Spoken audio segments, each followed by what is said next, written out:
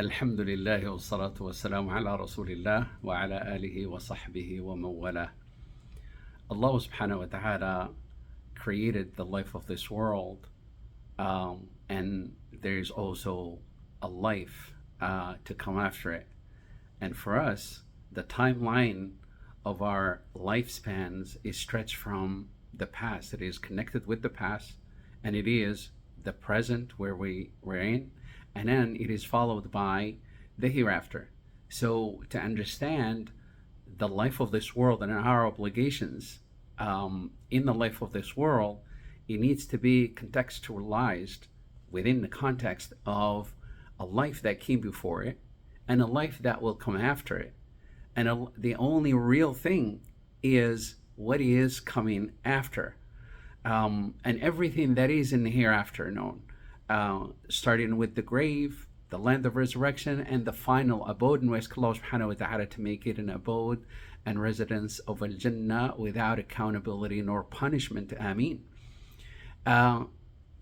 The concept, the belief system that we carry is going to govern, and it is going to influence, and it is going to direct our behavior and our statement as we interact with everything and everyone in the life of this world. And this is why Allah subhanahu wa ta'ala is the ultimate truth. And if Allah subhanahu wa ta'ala really represent the ultimate truth for us as a belief system, as the first pillar of the belief system is to believe in Allah, is the ultimate truth.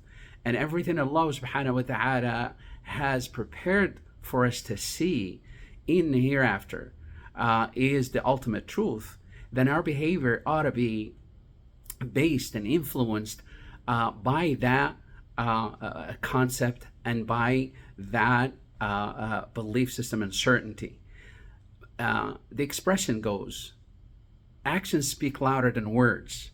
Believing in one thing and in acting the opposite of the belief system is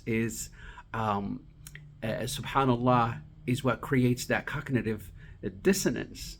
And when we believe that the ultimate truth is the akhirah, our behavior ought to be in accordance to that belief system.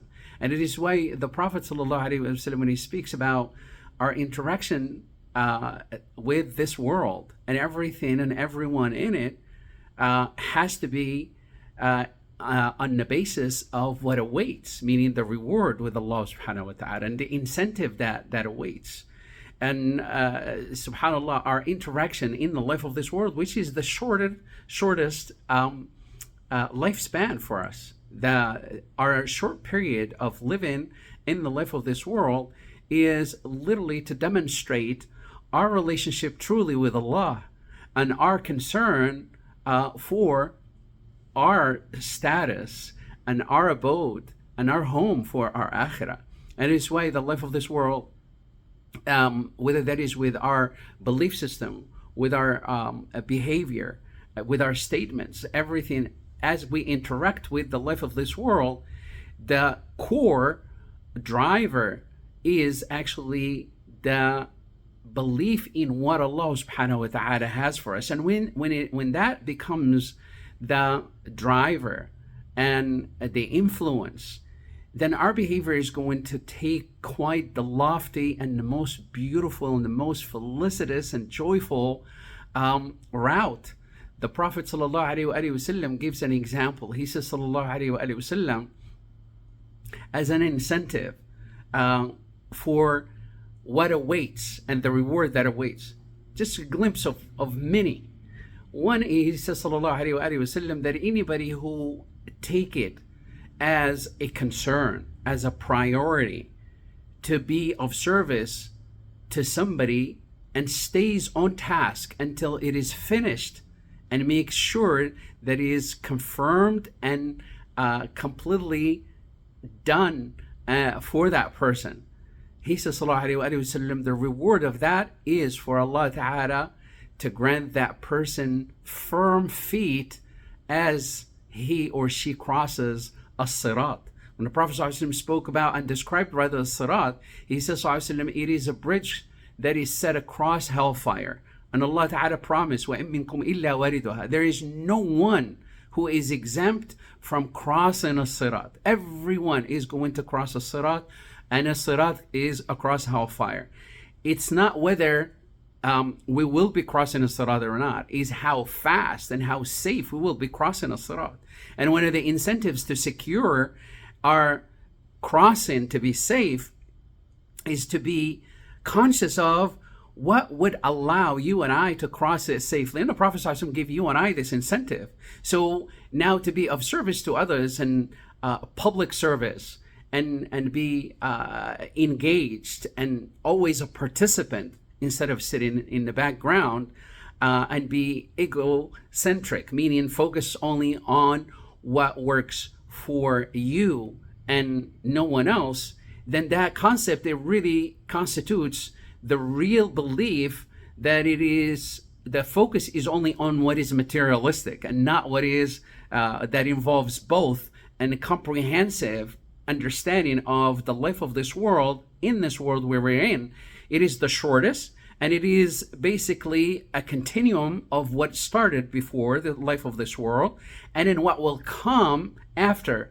Hence, the behavior and the understanding becomes very comprehensive, and then we will act upon that. So being of service to others, it takes a whole different concept and different approach and different understanding. And you'll be looking for ways to be of service publicly to individuals or more than people. So much so that Ibn al-Munkadir, one of the scholars and righteous of this ummah, he said that life, subhanallah, of felicity and joy is based on how much you improve the lives of those around you. And then he says, so much so that every day I don't really get to help somebody or be of service to the public, except that I consider that day a day of misery, subhanallah. And this is subhanallah, very, very very important for us to keep in mind. Another benefit is that has to do with the life of this world. He says, sallallahu alayhi wa sallam, in a hadith that was collected by Ibn Majah on the authority of Sahl ibn Sa'd as-Sa'idi, he says, sallallahu alayhi wa sallam, that Allah subhanahu wa ta'ala has treasures of goodness. And these are not concepts, these are real. They are from the world of the unseen, but they are real.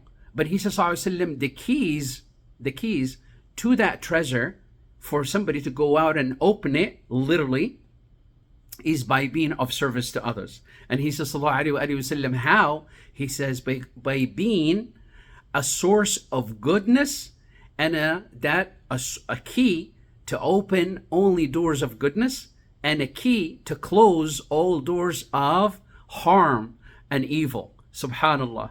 And he says, the worst of the people are those who are keys to open doors to evil and keys to close the door of goodness. And think about this, the felicity, the joy, the blessings, the ease, the comfort in our physical sensory world has its own source and its own key for you to be proactively in charge of how to ignite and open those treasures of goodness, of blessings, of ease, of comfort, of wealth, of health.